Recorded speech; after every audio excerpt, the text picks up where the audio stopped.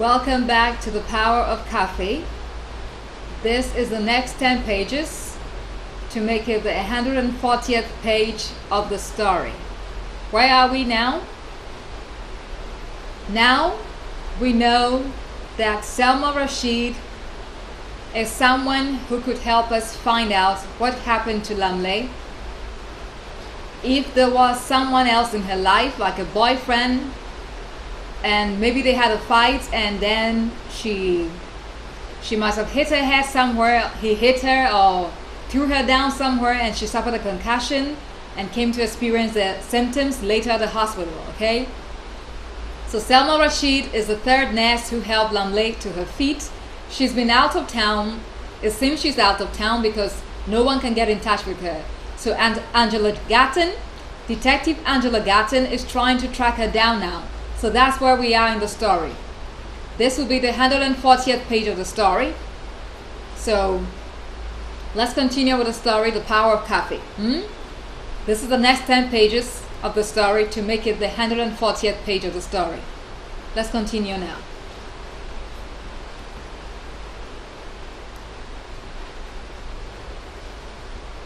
Okay, so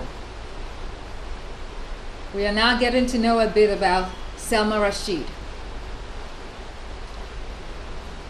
For about 5 years, they worked together in the operating theater, yet they weren't best friends. To Selma, Lamley was someone he could rely on, as a patient or as a colleague. She was lively at her job and ready to attend to anyone who came in with a problem or an injury. She could stand in for you if you were too tired to do your job. Lamley was that kind of person, and that was one of the reasons why Selma liked her. The other reason was that she was always smiling. They sometimes had lunch together at the hospital's cafeteria, but beyond the rapport they shared at the workplace, Selma was not part of Lamley's inner circle. But did she have one? Just like Selma, Lamley lived in her own place, outside the nurses' quarters. It was an apartment block near the hospital. No one knew if she lived alone or shared a place with someone. She only came to work and then left for home when it was time to. If she had a social life, then only her close friends would know about it. But Lamley had no close friends, except for her mother Betty, who lived miles away in another land. She had kept to herself ever since arriving in Canada to work as a nurse, about 12 years ago. Initially, she lived in the nurses' quarters, but later she moved to the apartment, probably for privacy. As a good-looking young woman, it was certain that she would attract attention, especially from her co-tenants. But if she had any relationship going on, then that was a secret. Lamley was naturally reserved, even while she worked as a nurse back home in her native land. Her only friends were those who graduated nursing school with.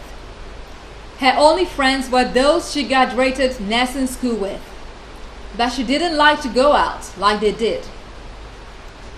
She would just go to work and come back home to her mother's place and complain about feeling fatigued. Perhaps her Christian upbringing could account for the way she behaved.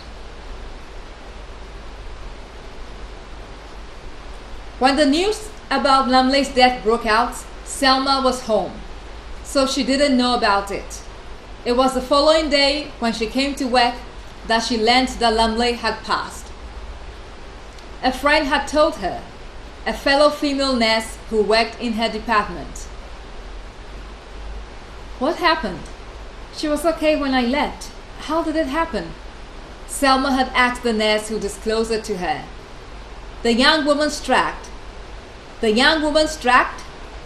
and then shook her head. No one expected it.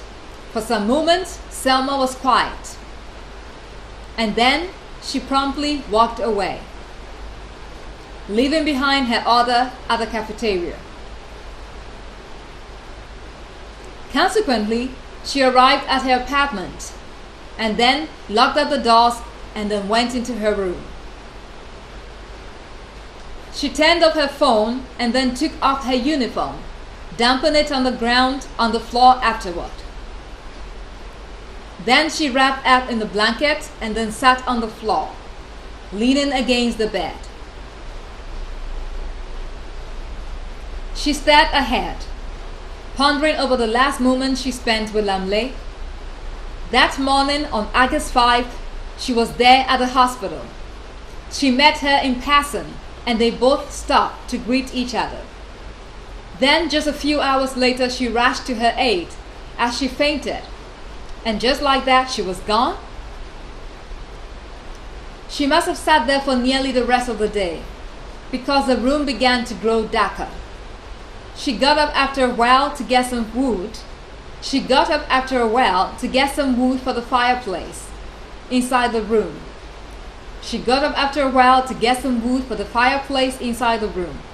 And then she lighted it up.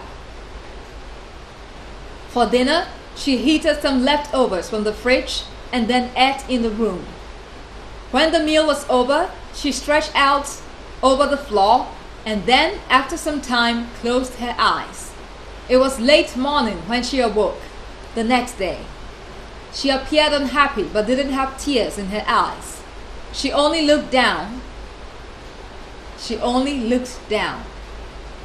Okay, so where are we now in the story? We are now talking about Selma Rashid and her relationship with Lamley. We heard that Selma wasn't part of Lamley's inner circle. But did Lamley even have an inner circle? Okay, we learned Lamley is quite reserved naturally. She's always by herself, so it's likely that she had no friends. Okay, so that's where we are now in the story. We are learning about Selma's reaction after she learned about Lamley's demise. She put on a dress and then made the bed, and subsequently took out some clothes from the closet, packing them up in a suitcase. Then she was at the bath, brushing her teeth and taking a shower afterward. She had some coffee for breakfast and then doused the flames at the fireplace in the living room and the bedroom. And then she left the house, pulling along the suitcase. She had some coffee for breakfast and then doused the flames at the fireplace in the living room and the bedroom. And then she left the house, pulling along the suitcase. She took a cab to the bus station and waited for the bus that could take her out of town. It arrived about an hour later and she got on it.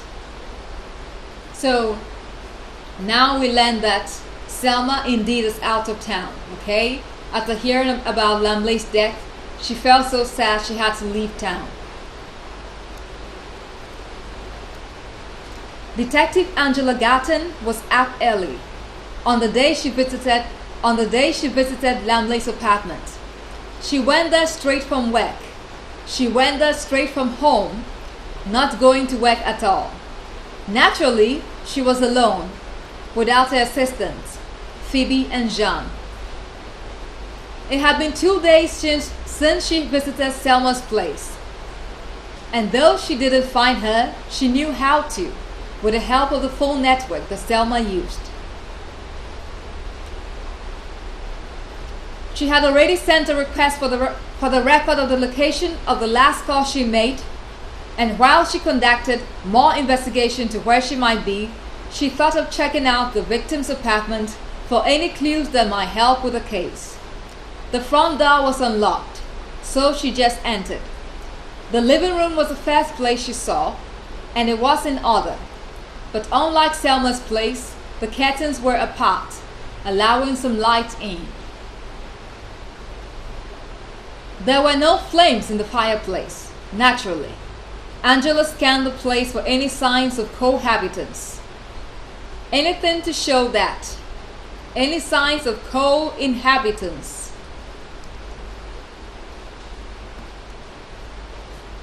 Not co-inhabitants, I think. Angela scanned the place for any signs of cohabitants, okay? Cohabitants. Anything to show that Lamley shared the place with someone. Yet there was nothing. The place was in order, and she left for another room. It seemed Lumley shared the same housekeeping habits with Selma. The kitchen was all tidied up, and the bedroom too. There were no signs of cohabitance in the bedroom. The wardrobe only had Lumley's clothes and nothing else. There were some 10 pairs of shoes on the small rack in the corner of the room, and they were all women's shoes.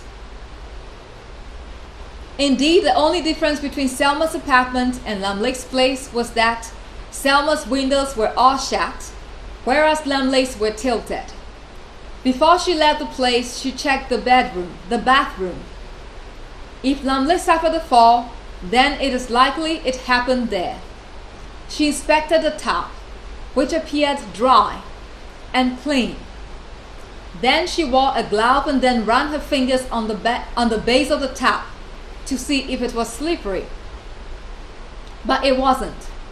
She examined the floor for any prints of blood or any suspicious looking fluid, but found nothing. She also ran her fingers over the floor to check for slipperiness, but it wasn't slippery at all. The entire place was clean, and that left her with only one clue to finding the truth: Selma.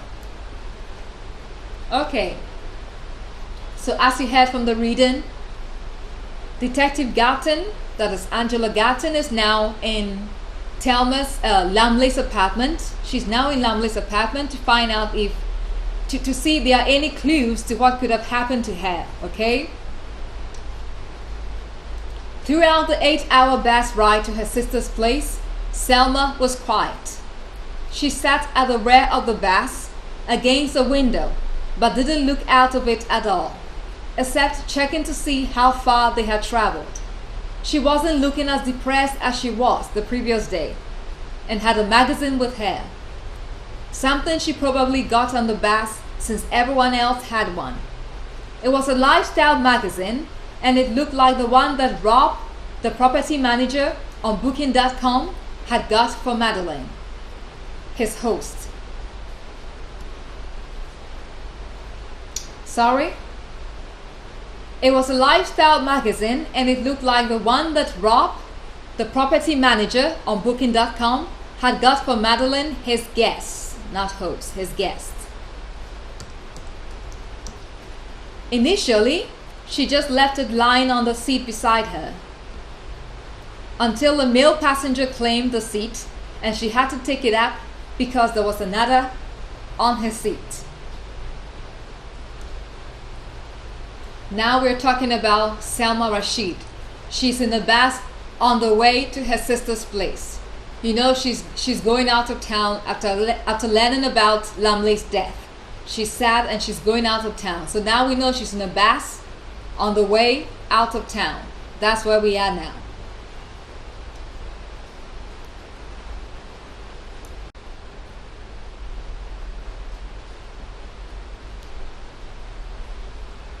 Hi.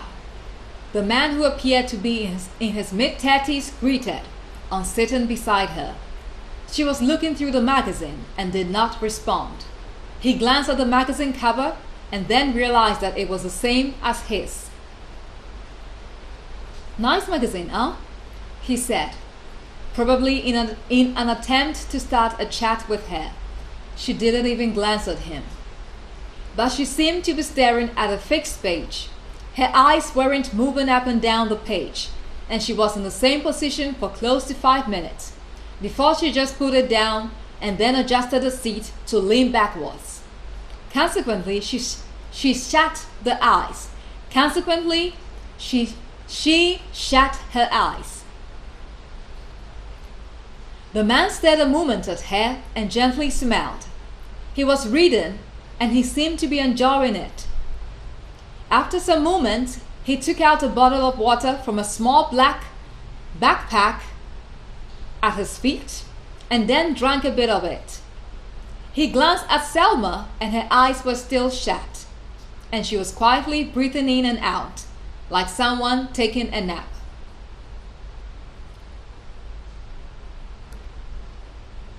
Once again, he smiled. and then returned to the book in hand. According to his wristwatch, it was 3:30 p.m., and in about 2 hours' time, Selma would have arrived at her destination. When she opened her eyes after that forced nap, there was no one beside her. She looked across the seats at the opposite side, and they were all empty. Then she stood up and glanced all around her, and there was no one. What the hell? She quickly came out of her space and began walking past many empty seats. Then she found someone. A few passengers, about 10 of them. They were seated, but appeared to be sleeping, as their eyes were shut. There were about 6 men, 2 of whom were elderly, in their late 50s. 3 were teenagers, about 15 to 18 years old. And the last one was a man who looked like 25 to 27 years old. For the remaining passengers, they were all young women just like her, in their early 30s. She walked towards the driver's compartment, carrying her small suitcase like a baby, because she didn't want to disturb anyone. But there was no one behind the wheel. There was no one behind the wheel. Okay, so where are we now? We are in the bus with Selma Rashid, who is on her way out of town. She fell asleep because she pretended to be sleeping probably, lay back in her seat and shut her eyes because she didn't want to talk with anyone, the man by her side, and then she eventually fell asleep for real. Now she wakes up and she finds that the bus is not moving and there are only a handful of people in the bus. Okay, so that's where we are now. She appeared surprised, and then she glanced about and realized what was happening. The bus driver was standing outside a fuel station.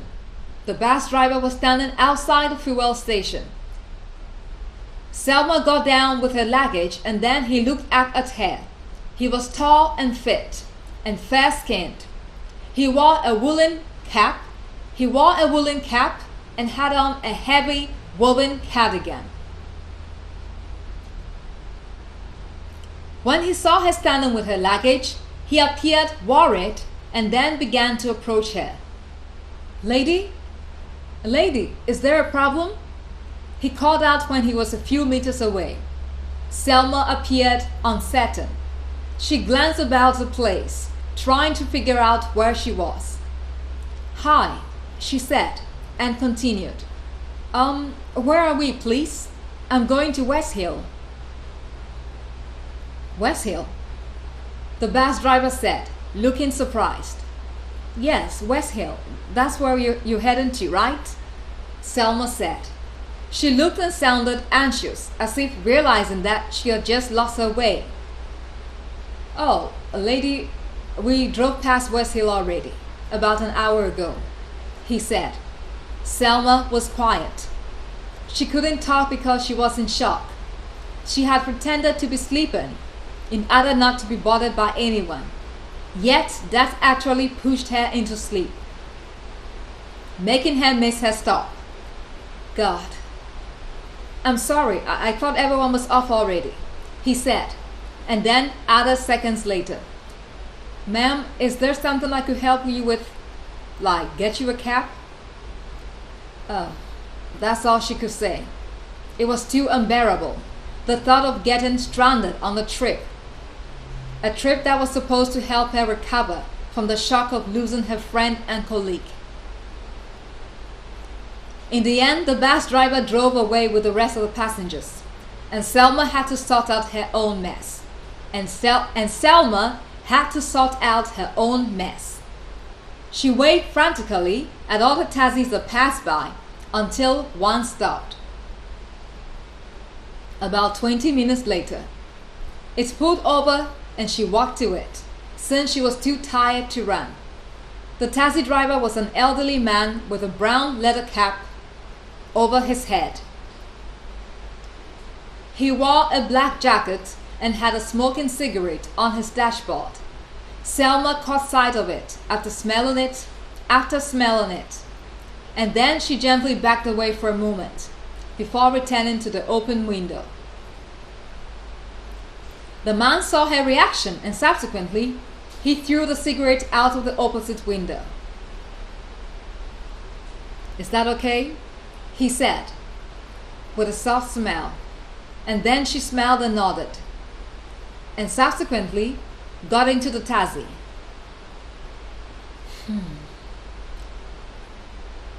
She deeply inhaled as she sat behind. The man glanced at her from the mirror. Before him, and then, after some moments, he remarked, "Tough day, huh?"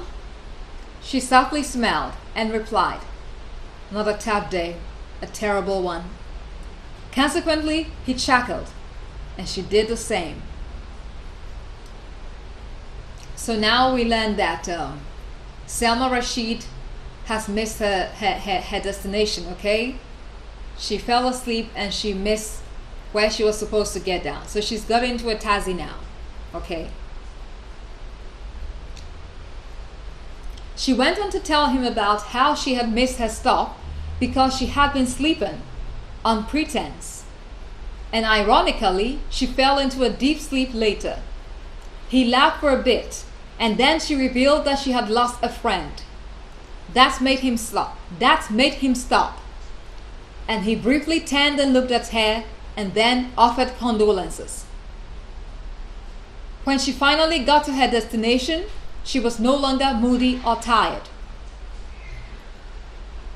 She got down from the cab in a lively manner and took out her luggage from where she was sitting, at the back. The driver got down and offered to carry the suitcase, but she politely turned him away. She politely turned him down, saying that she was already home.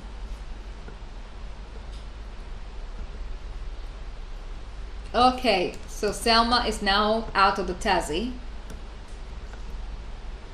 Moments later, he drove away and she walked, smiling, towards a fairly large house.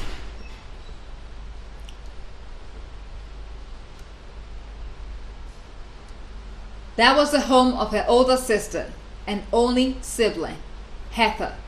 She rang the doorbell and waited for about 5 minutes before hearing footsteps approaching the door.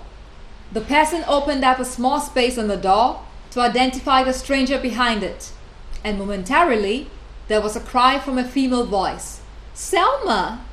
A tall, fair-skinned, and slightly plump woman, about 40 years old, ran out of the room, and Selma ran towards her.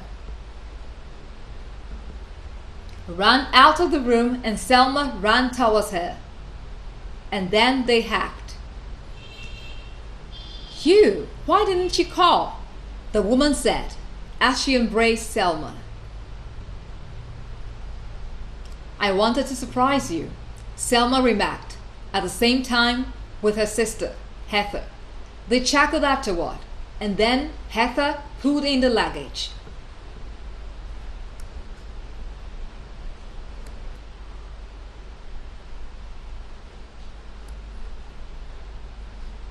Heather had been at the kitchen cooking dinner, for it was nearly 7 p.m. now. Selma went into the shower after putting her suitcase in one of the 4 bedrooms. She spent nearly an hour in the bath and then joined Heather at the dining room. The meal was just for the 2 of them because she claimed that her husband was not available. "Where did he go to?" Selma asked, and she softly smiled and replied after a minute, "We'll know more." "Oh," she remarked, and then quietly dropped the spoon in her hand. "I'm sorry," she said after some moments, looking at her sister who was still eating, albeit in bits. Her head was down and she seemed to be in thought. Selma could sense that there was more to the story, but she couldn't ask her. Instead, she grinned and blurted to break the silence, "So, won't you ask me why I came?" Momentarily, Heather lifted her face and gently smiled and then said, "So, why are you here?" "I took a break from work. I won't be going back anytime soon," Selma said in a cheerful tone. "Really? For how long?"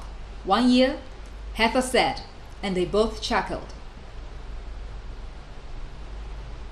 "Well, if I want to, I can have that," Selma said, and Heather looked at her, trying to understand what she meant by that.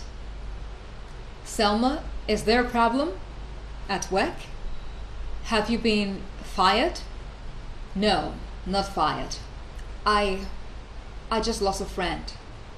She was a nurse just like me," she said in a quiet tone. Heather gently nodded, and then, after some minutes, she revealed where her husband was. They weren't divorced, but separated by a certain misfortune. Neil had traveled for work at the ports, and there had been an accident involving a crane and a 40-footer container. Neil was the only victim who couldn't make it. That was the last thing that Selma needed. This was supposed to be her healing trip, but right here she had found sorrow, yet again. She stared at her sister, thinking of how she had reacted when she first heard about it. She went up to her and the two remained in an embrace for several minutes. The last known location of Selma Rashid, according to her phone's network provider, was her apartment, which was a short distance from the St. James Specialist Hospital. The last known location of Selma Rashid, according to her phone's network provider, was her apartment, which was a short distance from the St. James Specialist Hospital. That was the information that led Detective Gatton to her place once again. There she found her mobile phone, abandoned in her bedroom. It was turned off, but contained the chip. Why did she leave it behind? Was it by accident, or was it deliberate? Whatever the reason was, this was what she was counting on to finding out more about Lumley. Okay. So this marks the 140th page of the story The Power of Coffee. The story has progressed, and where we are now, we know that Selma Rashid is the key to finding out more about Lumley's concussion. She's currently out of town in her sister's home, okay? And she's also just learned that her sister had lost her husband, okay, Neil. And so she's consoling her sister at the moment. So that's where we are now in the story. And we also know that Selma Rashid had left her phone behind, and Angela Gatton had tracked down the phone, okay, tracked down her last location, and she found her phone at home, okay, in her apartment. That's Selma Rashid's apartment. So that's where we are now in the story. So this is the 140th page of the story. Join me for the next 10 pages of the story to make it the 150th page of the story, The Power of Coffee. Okay, so I'll be back for the next 10 pages to make the 150th page of the story. See you then.